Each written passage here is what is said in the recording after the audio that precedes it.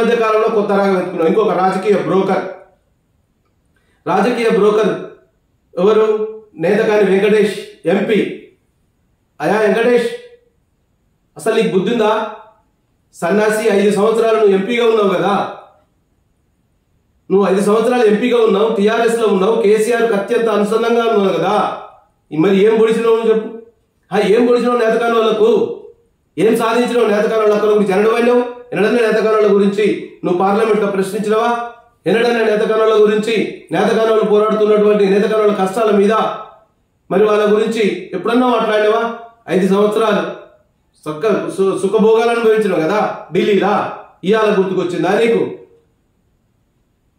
ఇవాళ గుర్తుకొచ్చిందా నేతకాని వాళ్ళు?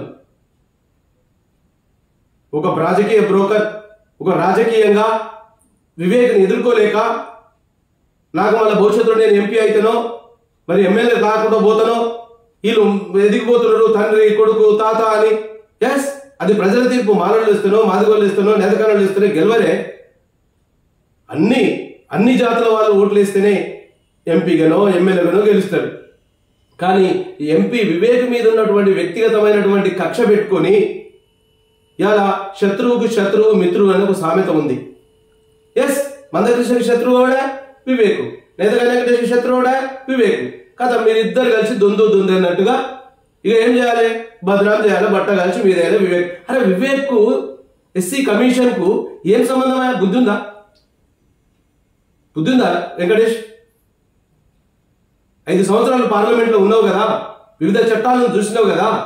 ఎవరన్నా సుప్రీంకోర్టు, మన హైకోర్టు ఆయన ఇచ్చినటువంటి నివేదిక అసలు వివేక్ ఏం సంబంధం?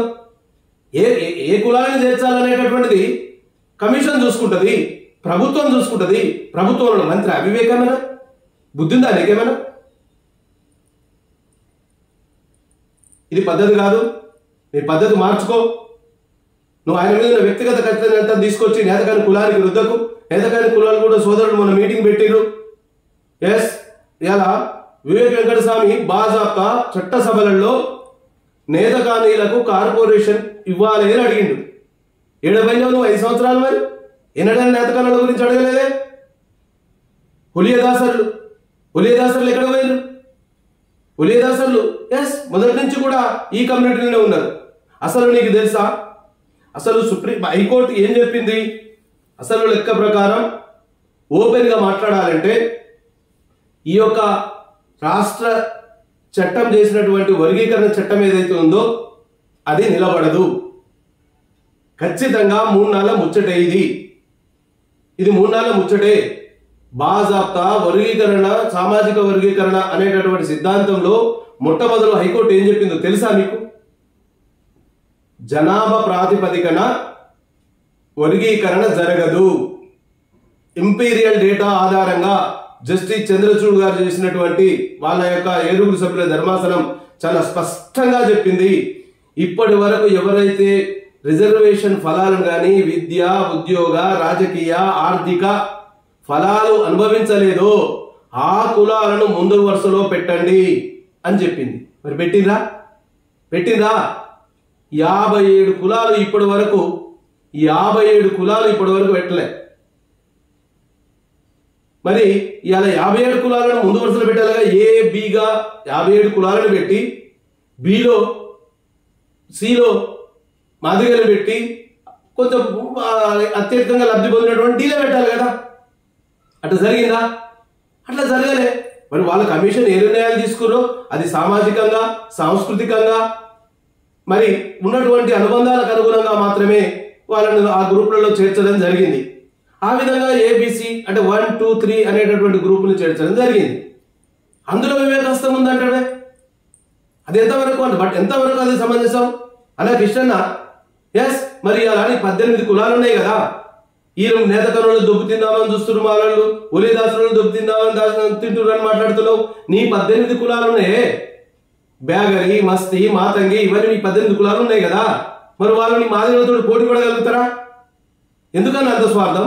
ఎస్, మాదిగలకు సపరేట్ గుట్ పెట్టి నీకు అంత దమ్ముంటే 57 కులాలను 2 గ్రూపుల్లో పెట్టి ఎస్, నీ మాటకు విలువ ఉంది కదా.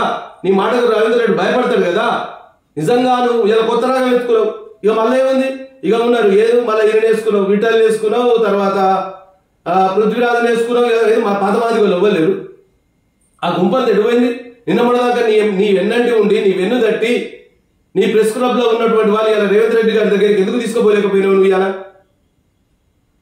అంటే నీ ఏకపక్షాన్ని ఎవరు కూడా నేను సమర్థించట్లే. అందుకని మళ్ళీ కొత్త నాయకులను పెట్టుకొని పోయినావు. మళ్ళా మాలోళ్ళ మీదనే మాలోళ్ళు తింటున్నారు, మాలోళ్ళు తినే మాదిగోళ్ళు మీ 18 గ్రూపుల ఈ 18 గ్రూపులు అందరికి ఉద్యోగాలు వస్తాయా? మీ దగ్గర ఉన్నటువంటి బి గ్రూప్ లో ఉన్నటువంటి ఎవరైతే మిగతా 17 కులాలు మాదిగలతో పోటీ పడగలుగుతారా?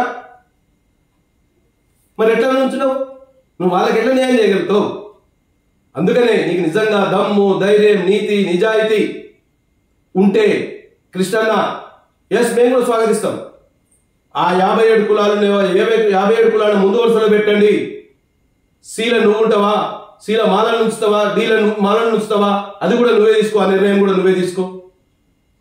అరే ఒక పెద్దల పాత్ర పోషించన్నా, నీకు ఒక పదస్మి వచ్చింది. ఎస్ ఇప్పుడు కూర్చోబెట్టి అయిపోయింది, ఎవ్వడు ఆపలేడు దీన్ని. నువ్వు ఎన్ని విజ్ఞాపన పత్రాలు రేవంత్ రెడ్డికి ఇచ్చినా ఇది ఇట్లనే కొనసాగుతుంది. ఎస్ ఇప్పుడు నువ్వు దగ్గరికి పోవాలి.